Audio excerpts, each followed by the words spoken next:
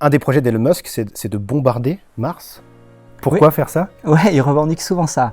Alors en anglais, ça dit Nuke Mars, ça fait un Nuke poster Mars, Nuke Mars. Alors ça, c'est lié à ce projet de rendre Mars plus propice à la vie, donc le terraformer Mars. L'idée, elle vient de travaux des années 90. À l'époque, on connaissait Mars pas mal, suite aux missions Viking, Mariner 9, les missions des années 70, et on spéculait qu'il y avait probablement dans la région polaire pas mal de CO2, de gaz carbonique, gelé sous forme de glace carbonique. Ils ont fait des calculs, ils ont montré que si on chauffe ces régions-là, fortement, le CO2 devrait se vaporiser, on dit se sublimer, et là il y aurait eu un emballement du climat.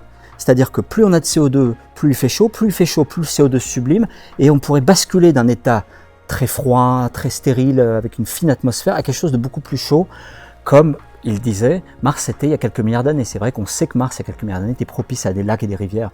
Donc, sur cette base-là, parmi les méthodes possibles, on pourrait dire par exemple mettre des grands miroirs et chauffer les régions polaires pour faire sublimer le CO2. On pourrait mettre des gaz à effet de serre et chauffer et ainsi vaporiser le CO2.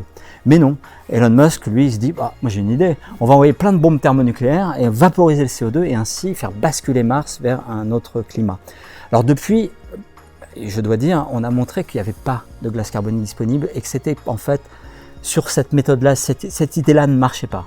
C'était une spéculation, une hypothèse. Il aurait le droit de le faire? Tel que actuellement non. Enfin, c'est un débat. On ne sait plus quoi dire sur le droit de l'environnement à l'époque de Musk et de Trump.